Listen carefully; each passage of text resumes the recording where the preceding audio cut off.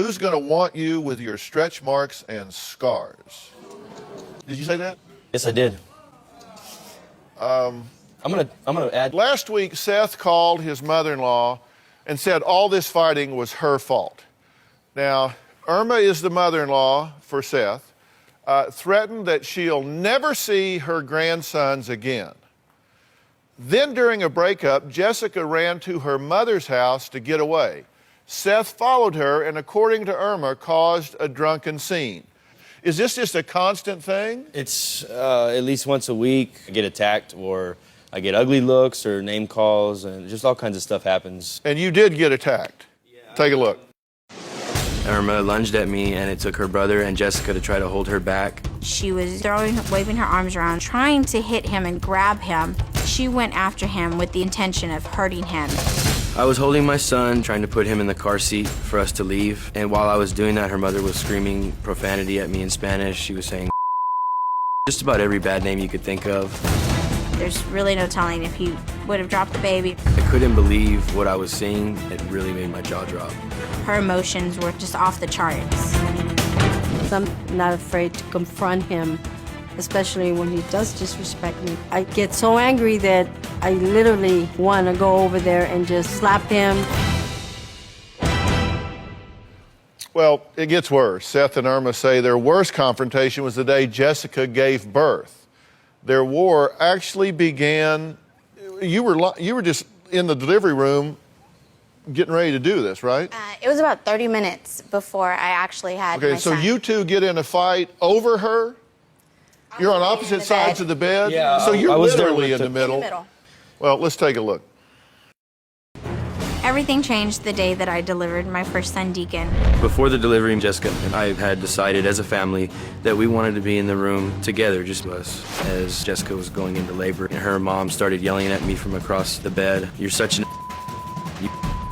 who do you think you are? I don't really quite recall what I might have said to Seth. I had my parents on my right side of me and Seth on my left side of me, and they were yelling at each other, and I was like in intense labor. I was hyperventilating. They did have to give me an oxygen mask. The baby's heartbeat was going up. The doctor was worried that there was going to be complications because of the stress, and so at that point they asked her mother to leave the room. We felt like strangers out in the lobby, like we were just nobody. We didn't even feel like grandparents at that time.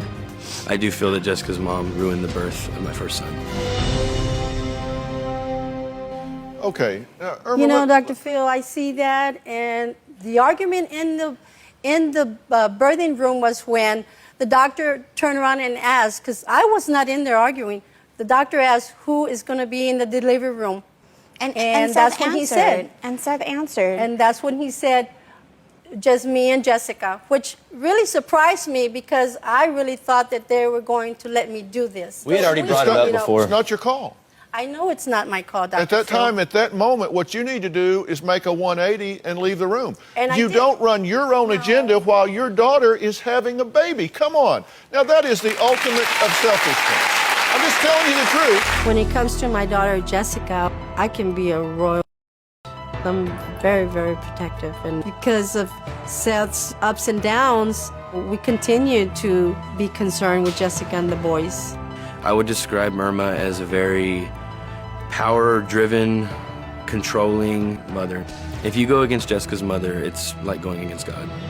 Let me just kind of go through a list of things I made about Seth, who you say shows one side here and another side other times. You cuss at Jessica in front of Irma. You've called her in front of her mother. The fight is mutual. When me and Jessica get That's into not it, an it gets essay heated. question. Hey, it gets heated. I'm not going to That's lie. not It's an a essay marriage. question. It's not that's a yes. picnic. That's a yes or a no. You either have done that. Yes, or you I have. Okay. You've called her the B word. Yes, I have. You said to Jessica, and I quote, according to Jessica's sister, who we'll talk to in a minute, who's going to want you with your stretch marks and scars? Did you say that? Yes, I did. I'm gonna add to that. I love my wife very much. Marriages, like I was saying, aren't picnics. They take a lot of work. And me and Jessica went into this marriage not knowing each other. We had a child very early in the relationship. And we're still growing and getting to know each other. And every day it gets better. And I think that our love gets stronger every day. No matter what her family does, no matter what, Lori, how much they get involved. You're not proud of that behavior on his part. No, I'm not. But I will also add that the chaotic, volatile nature of their family was there long before Seth ever came into it. No, I am not proud of the fact that my son has gotten caught up in all of that. I'm not proud of that at all. We have not made I didn't your make son him what like he that. is, Lori. Do not Okay. blame this on us. But I will The also- son He is your did that by son. himself. Let me just cut to the bottom line here, okay? This is your marriage. It seems like alcohol is involved a lot. So you're a father now. Just don't do that. You just have to recognize when I pour alcohol on a volatile situation, it's going to flame up. So come on, it doesn't take a... There's a pattern here. You need to stop doing that. You need to get out of their lives so far as an advice giver, a confidant, an interjector in this. Have a wonderful relationship with your daughter, but you have to grow up. It's like you're doing this the same way you did it when you were a teenager, and you need to put up some boundaries and recognize that if you've got problems with your husband, taking them to your mother, who is anything but objective. She's going to tell you, she's going to side with you. She's not going to see things in you. She's going to really contaminate the situation because you engage her unfairly. You need to be mature enough to put up boundaries and keep the in-laws out of the relationship. Andrea says her war with her mother, Vicki, started 3 months ago when Vicki gave her an ultimatum: pay rent or move out of one of her rental properties. They've barely spoken since. My current relationship with my daughter is very turbulent.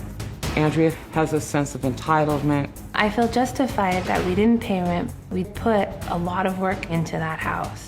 She exhausted my funds. I'm telling her that they need to pay rent, and she's always used medical stuff as an excuse. She had 2 heart attacks, and she was diagnosed with non-Hodgkin's lymphoma. I feel bad about all of that, but my mortgage company doesn't care. I gave them an ultimatum that they either needed to start paying rent or move. The fight was on. It wasn't like I said, let's figure out another way to make her more miserable. She's called me a selfish, greedy. You're a lousy mother. You're a monster. Well, here's what her daughter Andrea wants you to know before you pick sides. I call my mom Saint Vicky. She acts like she does everything. Like, look at me, look how perfect I am, and look at all I do for Andrea. My mom bought a home and we lived there. She didn't have a problem with us not paying rent. She knew we didn't have the money. She would tell us, don't worry about paying, you need the money, and then hold it over our heads like we're horrible people. My mom is very manipulative, very controlling. She just blows up. She'll scream and yell. She says, I'm a spoiled brat, I'm being a...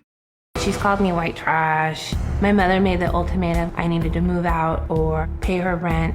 I'm upset at the timing. In December of '07, I had a heart attack. I believe that my mom's caused a lot of my stress. I was diagnosed with cancer 4 months ago. It's like 6 years and all of a sudden now you have to pay rent when you have cancer. We didn't have any money.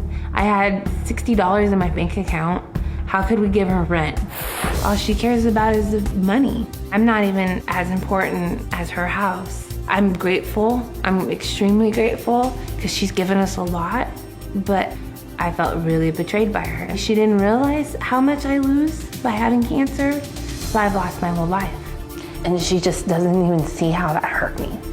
That was my home I lived in for almost 7 years, where I felt comfortable and safe, and she took all of that away. Okay, so what it sounds like, you picked a time when she was really having serious health problems. After 6 years, you chose that time to kick her out. What do you say about that?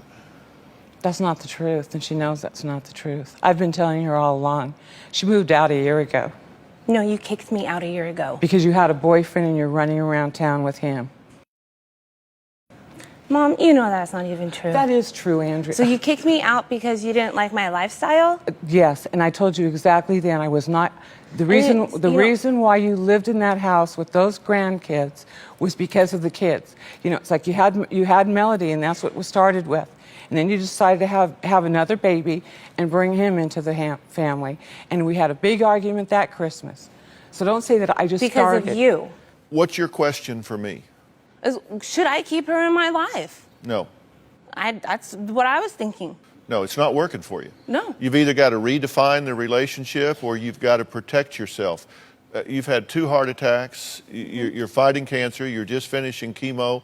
Stress and all of that is the worst thing you could be subjecting yourself to right now. I agree with So you. do you want to know if you need some distance from her at this point? The answer is yes, you do, because you physically can't afford the stress of a constant turmoil and dialogue with your mother. This emotionally, hopefully you can work this out. I'm happy to make resources available to you to help you do that, but you have to protect yourself physically. You have children that depend and rely upon you. You need to take care of their mother, and if you two are going to be bickering back and forth all the time, that is a physiological reality you can't endure. Mm-hmm. I agree with you. When she kicked me out the first time and I moved back in, she knew very well I couldn't financially afford to pay her rent. She knew that. And then I had my heart attack. Get 2 jobs to pay the rent. Yeah, and you know what? Stand... And I'm sorry, but who's going to help me with 2 jobs?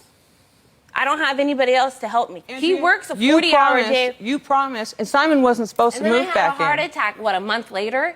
No, because 2 months I'm later. so stressed, Mom. You stress me completely out. I stressed you out. Yeah, not having an affair, doing all the stuff that you were doing. I didn't have an affair. I left my husband. Oh, please. Seriously, Mom. You kicked me out after I just had chemo.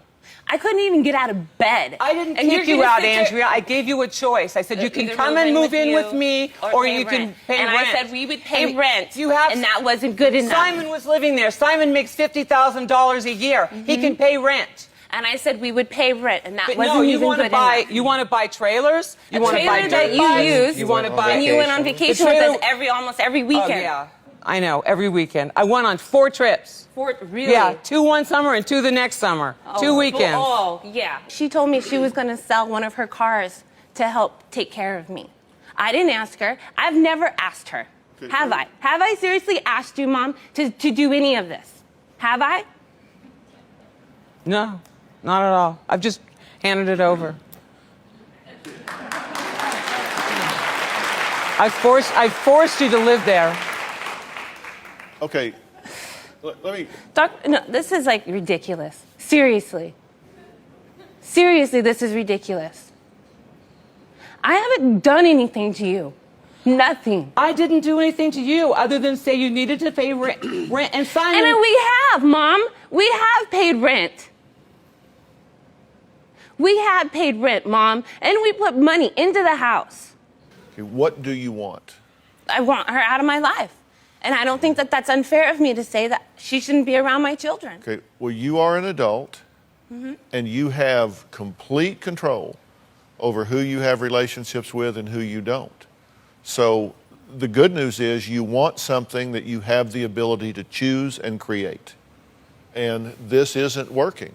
So with the first family, that mother-in-law is a bit out of control. I mean, the story of how she was in the delivery room screaming and cursing at the husband while her daughter is giving birth. Her daughter is getting stressed out, her heart rate's going up. The baby's heart rate is going up while the baby is being born, and they had to get kicked out of the delivery room is so ridiculous. She never should have been in the delivery room in the first place. She should have respected their wishes for it to just be the 2 of them. It does also sound like the husband is maybe not so great. The way that he talks to his wife, what he said about her body after giving birth, saying no one would want her after all these stretch marks and like scars from giving birth is insane. So it definitely sounds like he has some issues that he needs to work through, but her mom is ridiculous. I also think it's ridiculous that he and his mother are trying to blame her family for him making that comment about her body. Like, no, I'm sorry, sir.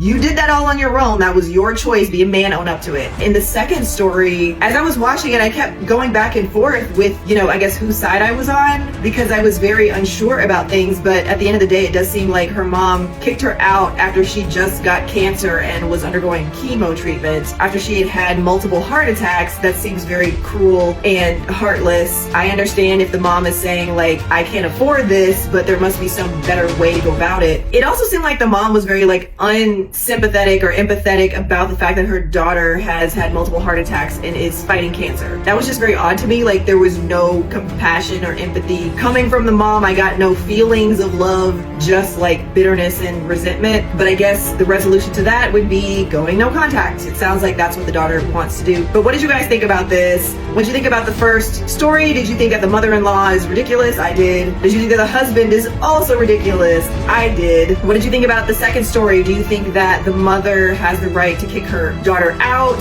for not paying rent, even though her daughter just had chemo treatments because she was diagnosed with cancer and had multiple heart attacks? Do you think the daughter is right to be upset about this? You guys let me know what you think about this. Drop it in the comments.